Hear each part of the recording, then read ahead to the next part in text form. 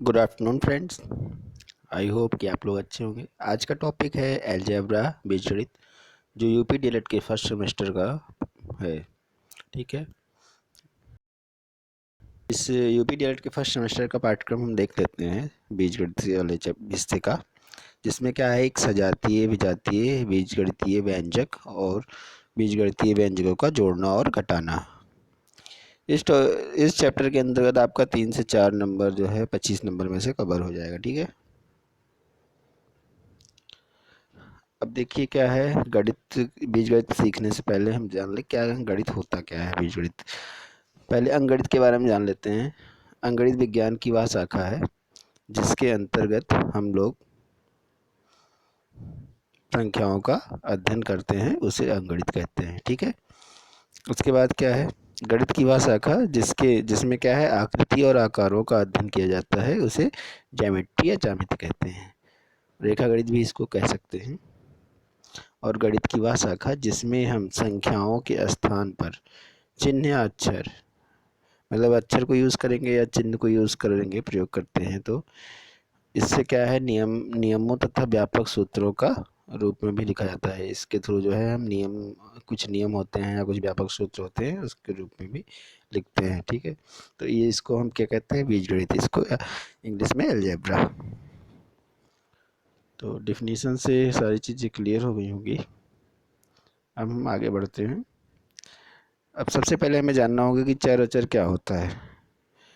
तो जिनका मान परिस्थितियों के अनुसार बदल जाता है उनको क्या कहते हैं, चर कहते हैं। इंग्लिश में वेरिएबल, जैसे A B C E T C जो है, इस तरह के जो भी हैं उसको हम चर कहेंगे, क्योंकि ए का मान एक भी रख सकते हैं, दो भी रख सकते हैं, तीन भी रख सकते हैं।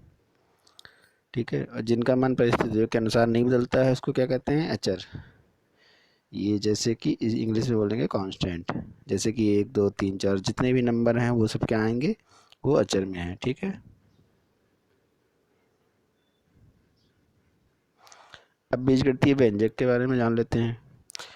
कोई भी चर या अचर संख्या या उनका समूह, मतलब चर हो भी या अचर हो या फिर उनका समूह हो, अगणितीय संक्रियाओं के चिन्हों से युक्त होकर होता है, तो उसे क्या कहते हैं, बीजीय कहते हैं।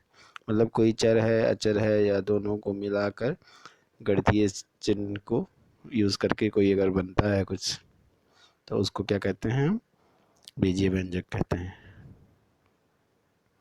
डिफिनीशन से क्लियर हो जाएगा। उदाहरण के लिए देखिए, जैसे x गुणे 7 लिखा है, मतलब x और 7 का गुणनफल है। तो इसमें क्या है, एक चर है, एक अचर है, और उसमें गणितीय संख्या मतलब ये गुणा का निशान यूज़ किया गया है। से दूसरा एग्जाम्पल x+5 है, इसमें भी क्या है, 5 और x का योगफल है, इसमें भी चर अचर है और गणितीय चिन्ह प्लस धन का यूज़ हुआ है।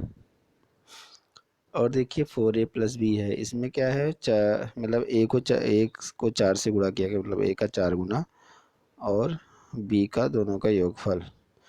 ठीक है, तो इस टाइप से जो बनता है इसको क्या कहते हैं, बीजीय व्यंजक कहते हैं, एल्जेब्रिक एक्सप्रेशन इंग्लिश में।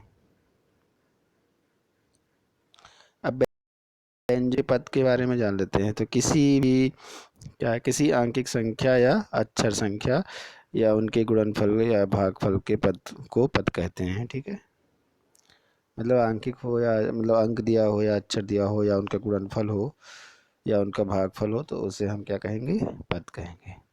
जैसे ये 5x² एक पद है, और ये 7x एक पद है, -4pq² एक पद है। इस टाइप से पद होता है। पद के गुणांक क्या होते हैं, किसी भी पद का संख्यात्मक मान को उसका पद का गुणांक कहते हैं। तो जैसे 8x² में क्या है, xy² का गुणांक 8 है, जब 5xy में xy का गुणांक 5 है। ये सब छोटी छोटी परिभाषाएं हैं, इसको फिर ध्यान में रखना चाहिए जिससे आगे कोई दिक्कत ना हो। अब पदीय क्या होता है, एक पदीय, दो पदीय, तीन पदीय। जब किसी बीजीय व्यंजक में केवल एक पद होता है तो उसे एक पदीय कहते हैं। जब बीजीय व्यंजक में दो पद होते हैं और वे असमान पद होते हैं तो उन्हें द्विपद या बायनोमियल कहते हैं। और जब बीजीय व्यंजक में तीन पद होते हैं और वे असमान होते हैं तो उसे त्रिपद कहते हैं। ठीक है। त्रिपद को बहुपद भी कहा जा सकता है। तो बहुपद की भी परिभाषा देख लीजिए, दो या दो से अधिक पद वाले व्यंजक को बहुपदीय व्यंजक कहते हैं, इसको पॉलिनोमियल कहते हैं। उदाहरण के लिए देख लीजिए, 5x जो है एक पदीय है, इस मोनोमियल हो गया। 2x प्लस 3 दो पद हैं इसमें, तो दो पदीय हो गया। 3x प्लस 5y प्लस 9 त्रिपदीय, या इसको त्रिपदीय है, त्रिपद कह सकते हैं, बहुपद भी कर सकते हैं। और ये आखिरी में दिया हुआ है 5p की पावर 4 और 5x square 3q cube plus 4, 1 2 3 4, इसमें चार पद हैं, तो इसको चतुष्पदीय या इसको बहुपद भी कह सकते हैं। तो इस टाइप से मतलब ये चीज़ें हैं। अब देख लेते हैं सजातीय व्यंजक क्या होता है, विजातीय व्यंजक क्या होता है। तो ऐसे बहुपद जिनमें व्यंजक केवल एक ही चर हो, मतलब उसमें एक चर हो, चाहे x, जैसे यहाँ x दिया हुआ है, मतलब a भी हो सकता है, b हो सकता है, कोई एक मतलब हो चर हो, तो उसे सजातीय व्यंजक चर कहते हैं। ऐसे बहुपद व्यंजक में दूसरा चर नहीं होता है, ठीक है। तो इसमें कोई दूसरा चर नहीं होता है। एग्जाम्पल के लिए देखिए, जैसे 5x square plus 3x minus 7 equal to 0, तो एक सजातीय व्यंजक है क्योंकि इसमें केवल एक ही चर x ही है। विजातीय ऐसे बहुपदीय व्यंजक जिसमें अलग अलग चर होते हैं विजातीय व्यंजक कहते हैं। जैसे 9x प्लस 7 हो गया और 18y प्लस 3 हो गया, इसमें x और y के वाले पद हैं, तो इस टाइप के विजातीय पद होते हैं।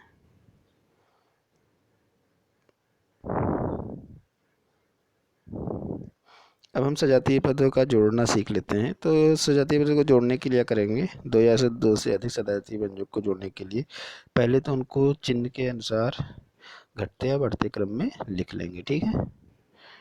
तो ये चिन्ह के अनुसार घटते या बढ़ते क्रम में लिख लेंगे। फिर क्या है, एक दूसरे के नीचे उसको लिखते हैं, ठीक है। फिर उनके गुणांकों को चिन्ह सहित जोड़ लेते हैं और उसको लिखते जाते हैं। जो जब अभिष्ट जोड़ होता है उसी को जोड़ कहते हैं। अब जैसे देखिए, ये एक एग्जाम्पल दिया है, 7x square plus 2x plus 5 और x square plus 2x plus 7। तो ये घातांकों के घटते हुए क्रम में लिखा हुआ है। तो अब इसको ऊपर नीचे हमने लिख लिया। देखिए 7x प्लस 2x प्लस 5 और उसके बाद प्लस करना है plus x square plus 2x plus 7। तो इस तरह हमने दोनों को सजा लिया। अब जोड़ लेते हैं, तो 7x स्क्वायर और plus x square equal to 8x square हो गया। यहाँ 2x प्लस 2x हो गया तो 4x हो गया और 7 5 12 हो गया, ठीक है। अब सजातीय व्यंजक को घटा लेते हैं। घटाते कैसे हैं ये देख लेते हैं। सजातीय व्यंजक को घटाने के लिए क्या करना है, पहले उसी तरह घातांकों के रूप में बढ़ते या घटते क्रम में लिख लेते हैं, ठीक है। फिर क्या है, उनको ऊपर नीचे लिख लेते हैं और फिर जिससे घटाना होता है उसका क्या करते हैं, चिन्ह बदल देते हैं। तो देखिए, ये हमने दिया हुआ है एक उदाहरण, 4x square plus 7x plus 12 में से व्यंजक 2x square plus 6x plus 5 को घटाइए। तो इसको हमने देखिए ऊपर नीचे व्यवस्थित कर लिया है, ये यहाँ पर।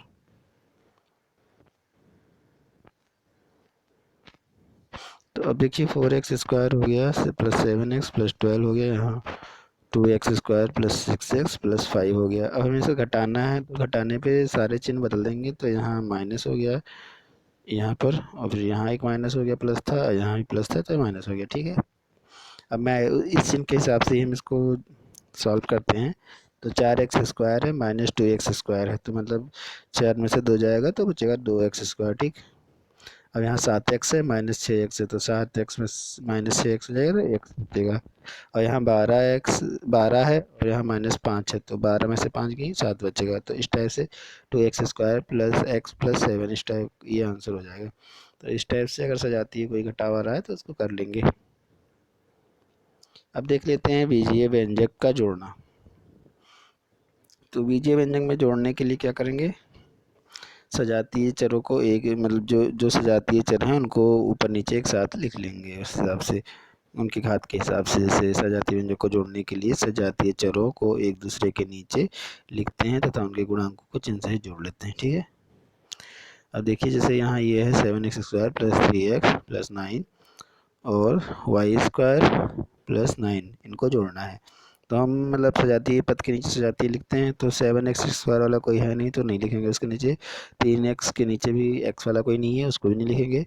9 है, यहाँ कोई वो x या y वाला पद नहीं है, तो ये इसके एक नीचे y 9 दोनों में है, उसको हमने लिख दिया। और उसके बाद क्या है, ये y² है तो y² अलग लिख दिया। अब क्या इनको नॉर्मली जोड़ लेंगे, तो ये 7x² हो गया प्लस 3x हो गया, 9 9 18 हो गया, और उसके बाद प्लस y² हो गया। तो इस प्रकार जो है आंसर हमारा 7x² plus y² plus 3x plus 18 आएगा।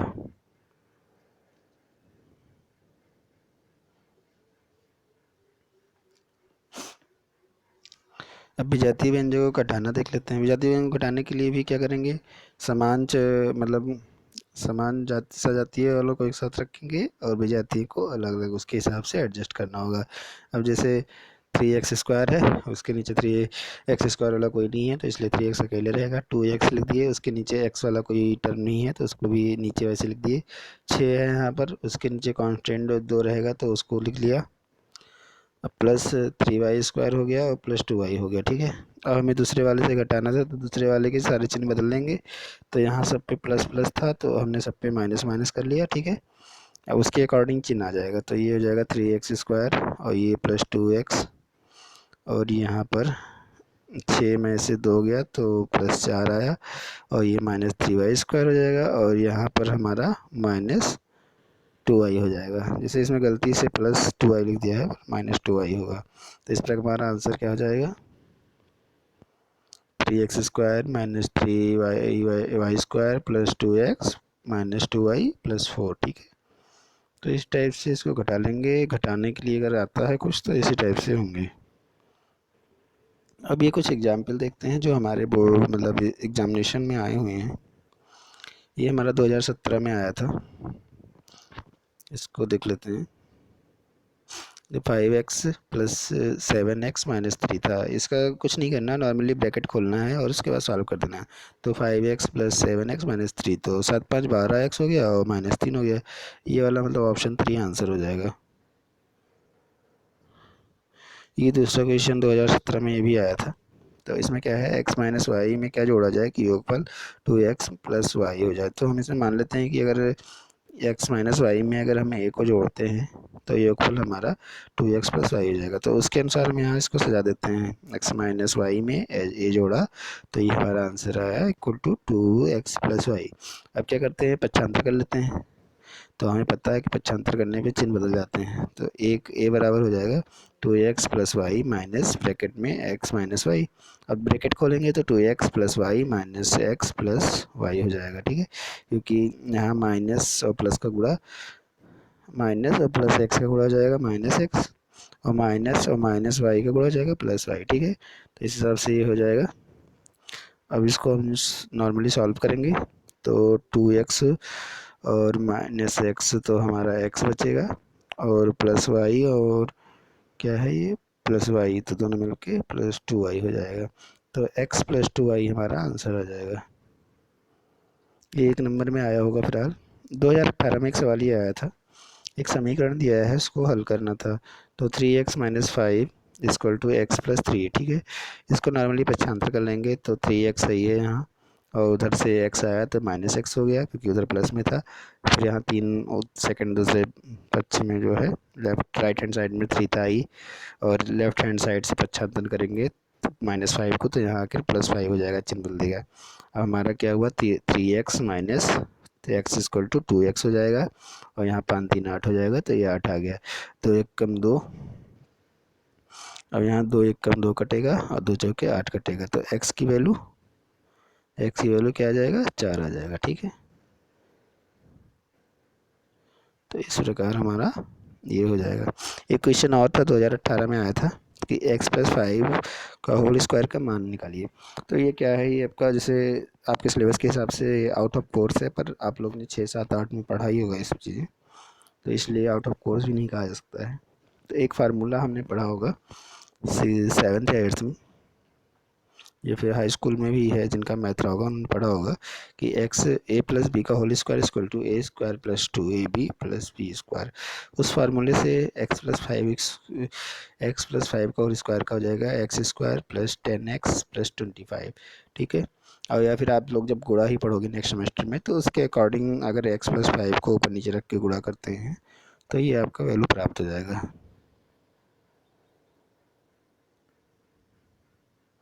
एक क्वेश्चन 2018 में ही आया था, X Y minus Z plus Y bracket में Z minus x plus Z और एक्स माइनस वाई। इसको नॉर्मली ब्रैकेट को ओपन कर लेंगे तो ये हो जाएगा हमारा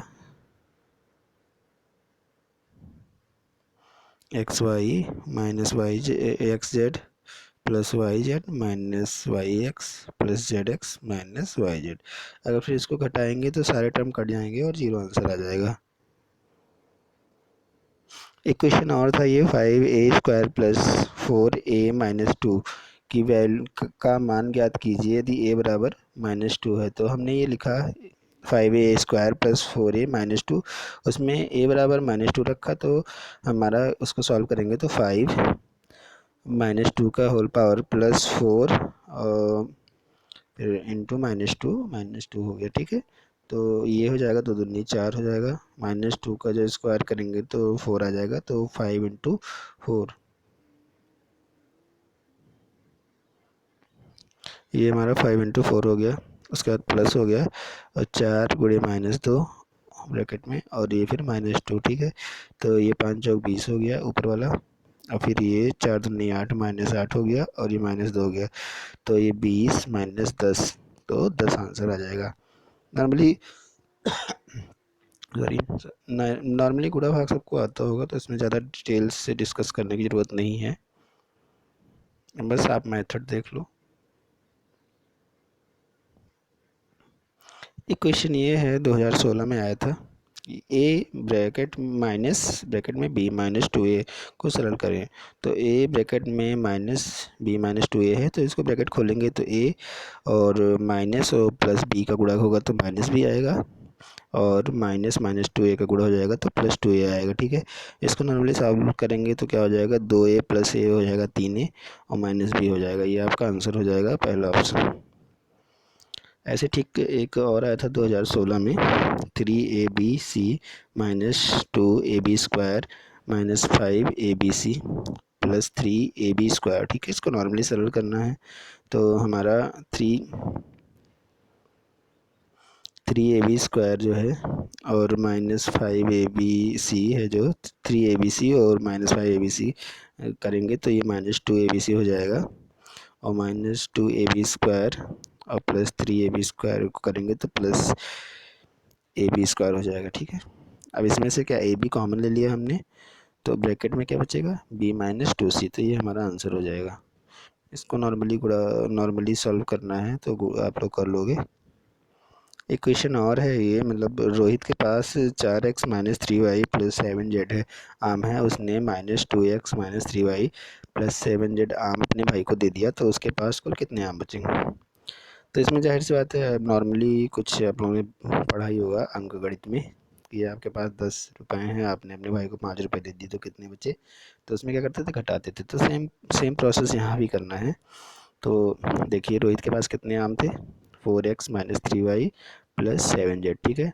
उसने अपने भाई को कितने दे दिए, तो -2x - 3y प्लस 7z। ठीक है। तो अब हमें यहाँ घटाना है, तो हमारा क्या है, नीचे के सारे चिन्ह बदल जाएंगे, तो यहाँ -2x है तो +2x हो जाएगा, और ये -3y है तो +3y हो जाएगा, और यहाँ +7z है तो ये -7z हो जाएगा। ठीक है। तो यहाँ हम देखते हैं कि 4x में अगर -2x गया तो नहीं, माइनस +2x हो गया था, तो 4x और +2x हो गया 6x, और -3y और यहाँ +3y कट के 0 हो जाएगा, और +7z और -7z कट के 0 हो जाएगा, तो हमारा 6x आंसर आ जाएगा। मतलब रोहित के पास अब शेष बचे आम कितने आएंगे, 6x।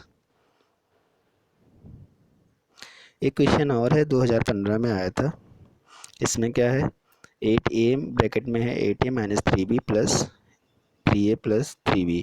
इसका मान निकालना है तो नॉर्मली ब्रैकेट ओपन करेंगे तो 8a माइनस 3b और 3a प्लस 3b हो गया। अगर इसको हम सॉल्व करेंगे तो देखते हैं 3b माइनस 3b और प्लस 3b कट जाएगा और हमारा 8 और 3 11a आ जाएगा आंसर। तो ये हमारा आंसर हो जाएगा। एक क्वेश्चन और आया था, ये 2015 में आया था। -2x³ माइनस ब्रैकेट में -x² प्लस 4x का मान निकालिए। तो इसको सिंपल सा क्या करना है, ब्रैकेट ओपन कर देना है तो -2x³ और माइनस माइनस प्लस x² और माइनस प्लस का -4x हो जाएगा। अब इसमें क्या है, कुछ कॉमन लेते हैं तो x कॉमन हो रहा है, फिर -2x² प्लस x -4 आपका आंसर हो गया। ये क्वेश्चन हमारा 2015 में आया था। एक गांव में महिलाओं की संख्या 4x plus 3ab plus 2b² तथा पुरुषों की संख्या है 5ab plus 2b² minus 6c है। तो पुरुषों की संख्या महिलाओं की संख्या से कितनी अधिक है। तो इसके लिए हमें क्या करना है, दोनों को आपस में घटा लेना है। तो हमारा ये देखिए, पुरुषों की संख्या हो गई, महिलाओं की संख्या हो गई, दोनों को हमने घटाया। तो घटाने के बाद क्या है, जब ब्रैकेट ओपन करेंगे तो अंदर के सारे चिन्ह बदल जाएंगे। तो 5ab plus 2b² minus 6c, फिर क्या है -4a हो जाएगा, -3ab और फिर -2b²। इसमें हमारा क्या है 2b² प्लस 2b² और -2b² कट जाएगा और बाकी हमारे क्या बच गया 2ab minus 6c minus 4a। तो ये हमारा आंसर हो जाएगा। तो इस टाइप से कोई क्वेश्चन आएगा तो आप लोग कर लोगे।